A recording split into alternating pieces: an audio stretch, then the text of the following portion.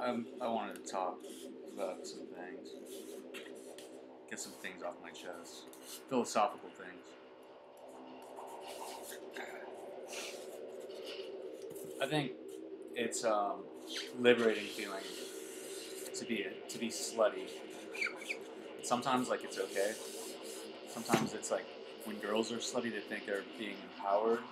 Society does, or whoever does. The people who are in charge, the people who write the magazine articles and blogs. Other times it's okay, but they just don't give a fuck. You know, like the Motley Crue, they can do it. They're dudes. They can be slutty. And that was cool.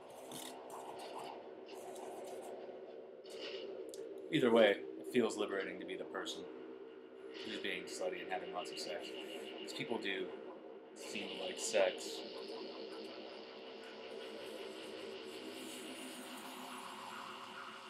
There's a little bit of sexism sometimes. It just comes along randomly.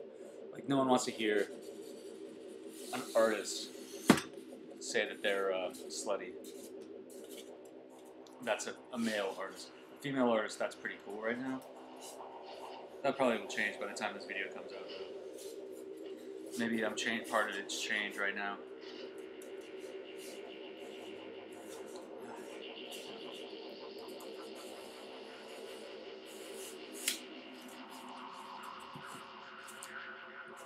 Some other things is like talking backwards is really cool.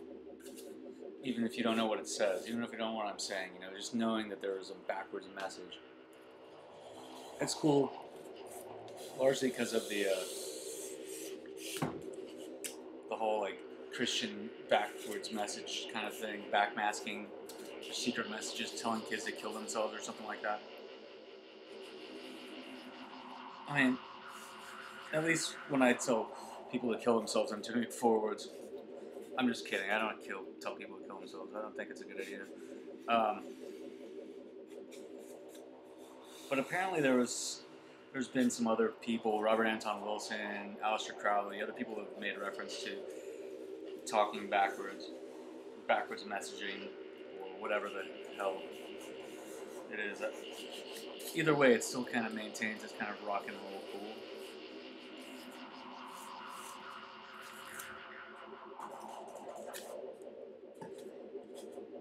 Not that whether, you know, I wonder if any of the atheists or materialists believe that backwards messages can even affect your brain, your subconscious. Sometimes I wonder if they believe that there is such a thing as a subconscious materialist. And if there is a subconscious, they probably don't think it's connected to anyone else's subconscious. That sounds too much like psychic powers, and powers are fake, apparently. But I wonder about intuition.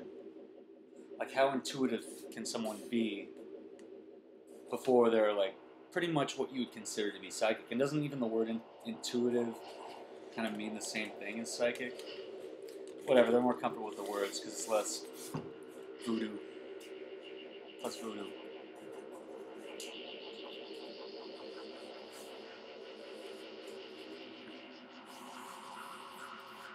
The other issue is like, okay, they're just like, oh yeah, but I don't, you know, they think that people are getting, you know, taken advantage of and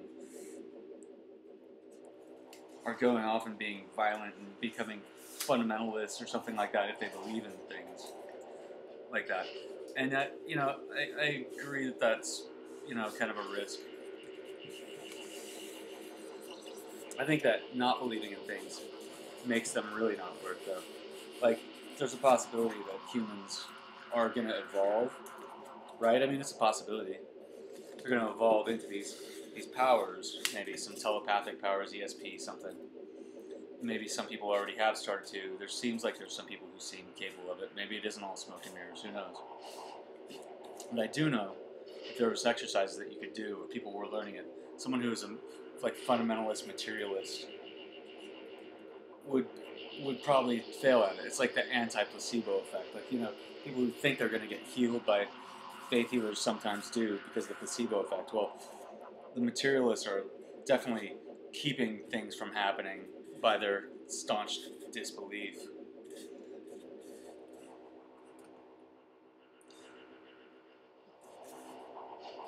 And that's the thing.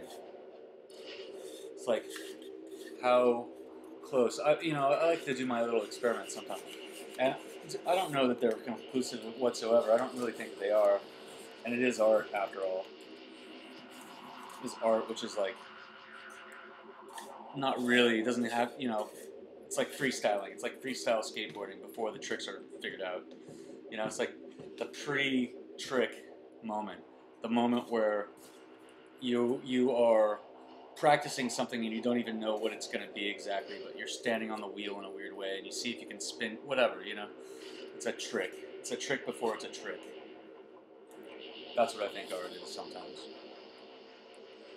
But so I have these experiments where with like they're kind of testing ESP, or at least connectiveness between two individuals. Maybe the consciousnesses could connect on some bigger level. And so I do these, and that's kind of what I feel like. I don't feel like I'm particularly psychic necessarily, you know? I'm just someone who wants to, during those experiments, wanted to be as close to psychic as I possibly could be, as much as my little mind is capable of. That's all. Just to see how close I could get. I heard all the statistics. Robert Anton Wilson thinks that if you set to prove that ESP is real, the results that you get are going to say that it's more than 50% accurate, more than 50% true. It is real. And if you're someone trying to disprove it, the exact same thing will happen in your favor. So, it sounds like it's one of those things. One of those things. Anyways, some people probably are just more intuitive seeming than others. They know what the other person's going to say before the person says it. Some of that's just like learned or being observant or whatever. But some people probably are, whatever it could possibly mean to be intuitive, are just more intuitive than others. And it's uncanny and magical. Totally magical. Not scientific at all, magic.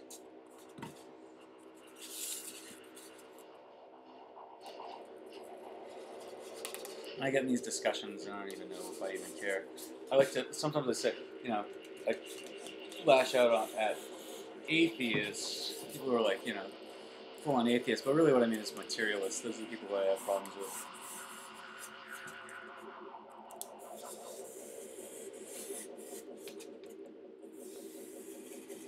Only because it gets in the way of my own interests, I don't really care if they think whatever they think. I just like to argue it. It gives me a certain sense of position within the discussion, though, It helps me admit what I think. Because at the same time, when you're like someone like me who says that they're agnostic, it gets hard to sound, like at a certain point you're like, okay, this guy doesn't believe in anything. And it kind of feels that way sometimes too, like, wow. Or that I feel like I'm not supposed to believe in anything. In a way, I do feel that. That's true. And then you go about trying things out to see what works, right? That's the Lemic, Aleister Crowley kind of thing.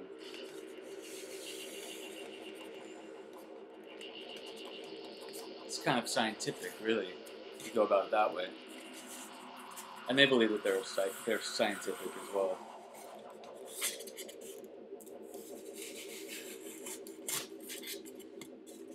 But then, they get all these people who own science and they're like, no, that's not science. Science, I don't know.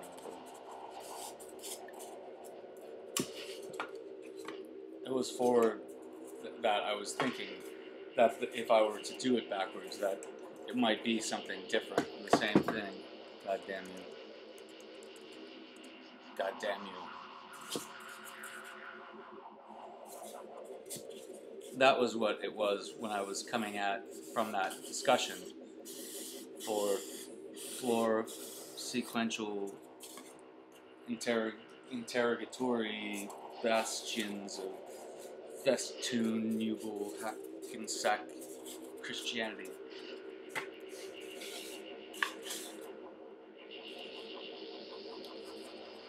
And another thing I have to talk about is being a vegan. Because I started eating vegan, and I sometimes cheat a little bit, like sometimes I eat baked goods, and I'm pretty sure they probably have egg in them, and I'm just like, you know what, I want that baked good. But I do, like, mostly not eat it. But people want to get up on my ass about that. Chan, maybe she'll watch this.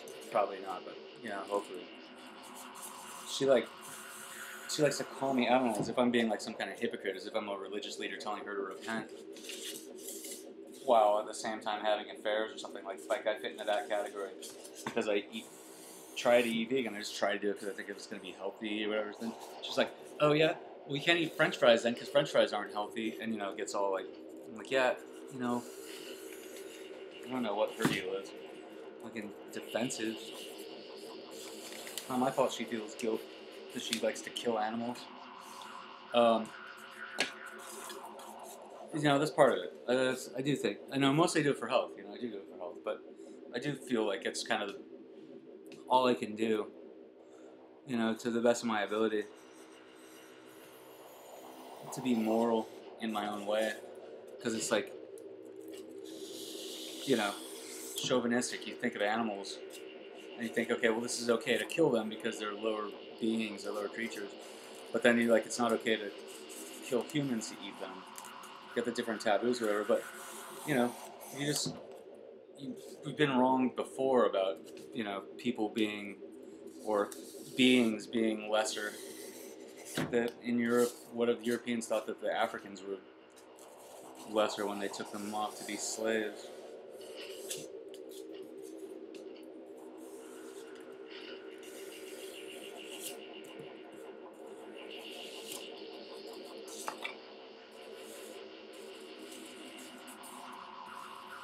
What you don't know is that what I'm sculpting right now is a butt, a big butt. It's kinky. Not really. It's a magic crystal. But it's a punk rock magic crystal. For real, Josh Kil.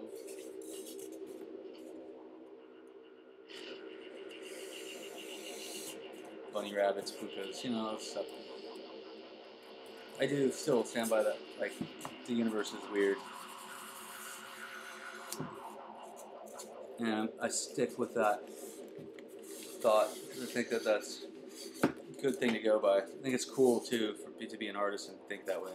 That the universe is more complicated. And it's better to believe in magic, if you ask me. They get, like, no offense to any of these people, but, like, I think people who just get completely into, like, oh, it's just completely chance and accident.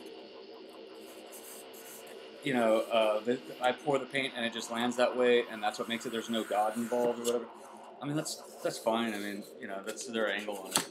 It's just kind of like it's a little bit boring. It's kind of the interesting. What they should be talking about is how interesting it is that chance and randomness looks so crazy and cool, and not like chance and randomness, and why that is. I think that probably it's a good chance that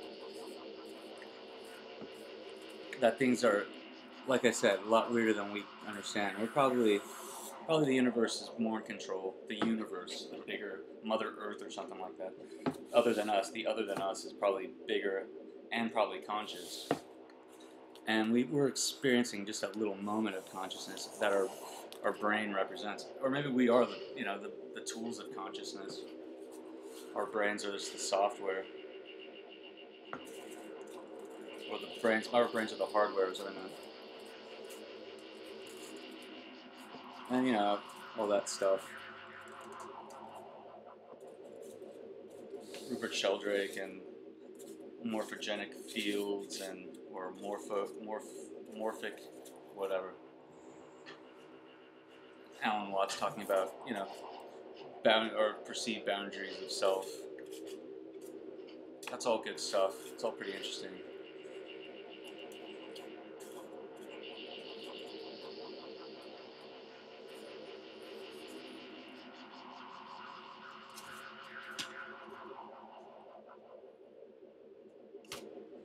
This isn't the kind of stuff that art performances are made of. You know, this kind of talking. This is not art performance talk. I'm going to go through and like cut through this, and I'm going to edit down and find something that's like worth talking about. That's worth listening to. Some people don't do it; they just go for it, and they have everyone sit through their whole discussion. You know, I'm cool with that. I'm still, you know, I'm still trying to learn, like, what the hell. You know what I think about performance art? What I think is cool about performance art? So back to skateboarding again. That freestyle trick that Rodney Mullen did when he was a little kid, out there in his backyard, not doing any tricks that other freestylers were doing, but just doing weird things like rolling his board over and probably bouncing on the wheels and doing weird shit. Like, that's not how you ride a skateboard. Well, that was his thing, and he did it. And he, like, turned it into tricks, and it was kind of amazing. What I like about performance art is that I'm not, like this right here, I don't want to be a video artist. I'm not a video maker, or I don't want to be a filmmaker. Like, a lot of artists go to art school and they secretly want to be, like, rock stars, or they want to be comedians, or actors, filmmakers. They want to be David Lynch.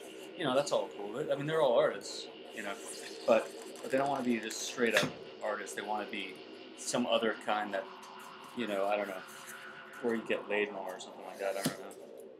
Or is more respectable amongst your parents' generation or some shit. I don't know what the hell it is, but, you know, what I like about performance art is it's just pure. It's just, that's it. It's not entertainment for the most part. Sometimes it's entertaining. It's not anything. It's just weird, you know? And that's kind of, I kind of like that about it. And some people really dislike it for that very reason, but, you know, like, whatever.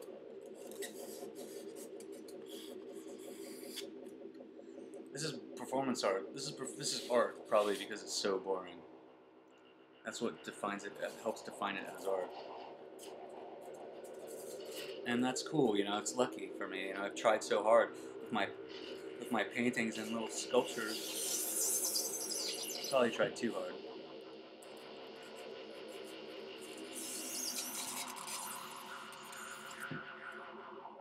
Performance art is the way to go, because at least nothing else. When all else fails, I could just be sexy. You know? Nobody hardly ever gets into performance art because they want to become models. You know, that's something. But lots of probably comedians and I don't know, you know? It's like people wanting to be models to help their acting career take off or something like that. You know, it's just kind of, it's weird. It's like a springboard.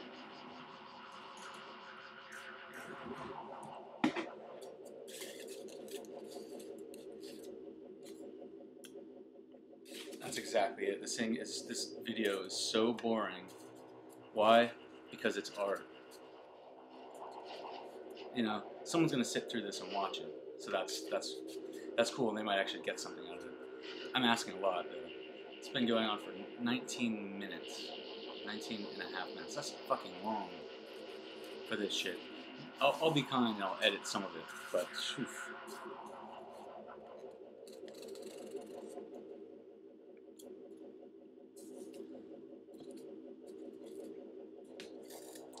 Yeah.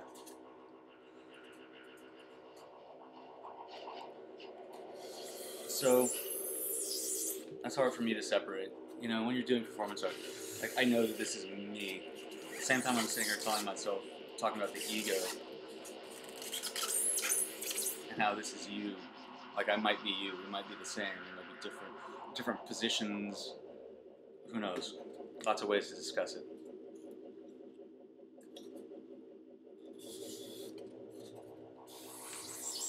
But it's goddamn true that it's possible.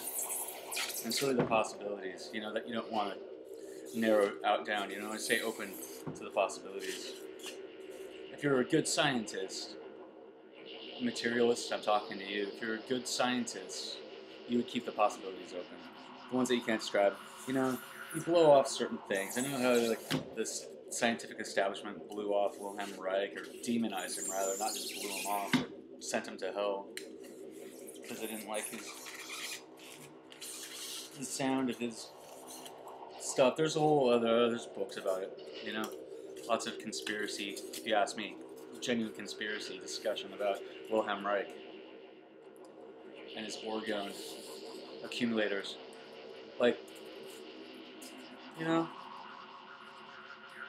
Who gives a rat's ass? He was doing scientific research in the way that he did scientific research.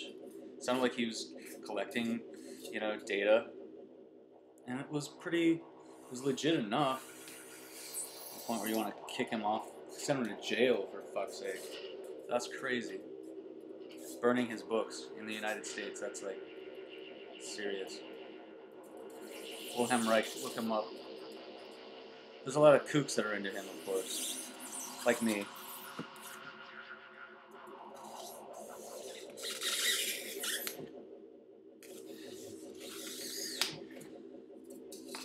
You really think that you're going to get to see this thing that I'm making?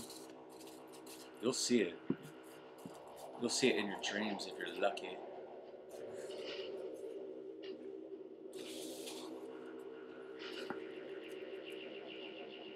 I like to talk about different machismo. I would like to do a whole talk about machismo and defensiveness, even amongst these really open-minded fellows, even probably amongst the gay community, which you think it's a stereotype, mind you, but you'd think that they would be kind of beyond this sort of machismo bullshit, but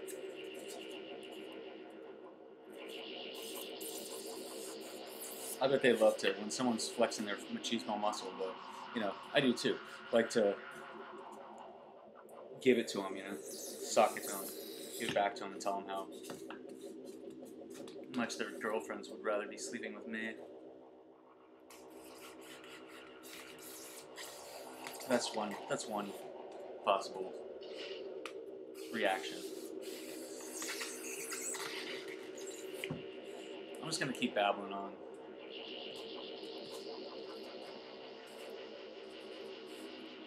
Being a slut, yeah, it's fun to be a slut sometimes. I don't want to hurt anybody's feelings, but,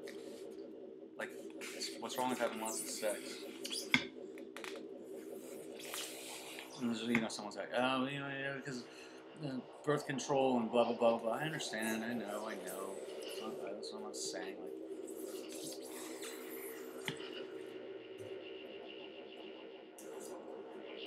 And actually, I let myself have lots of sex. And then when I do let myself have lots of sex, I don't actually do it that often, as much as you'd think. It's more of a intellectual discussion. When people talk about suicide, doesn't necessarily mean that they're suicidal.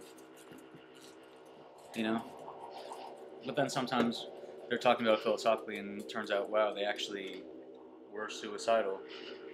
Happened to me.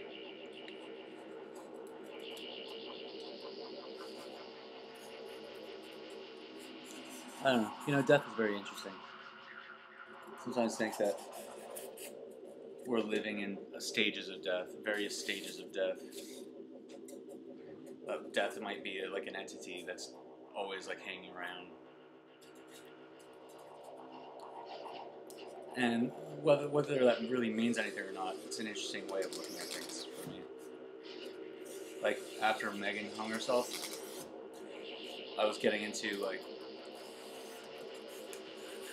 I listened to The Cure's album Pornography, and that's pretty dark, and I just listen to that and get all into my head and think about death all the time, and I made art about death. And it was kind of cool. It was kind of beautiful.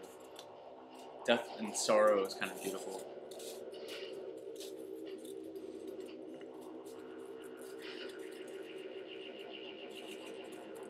That's it. 25 minutes. That's my bit. Sorry to put you through this. This is art. Take it or leave it.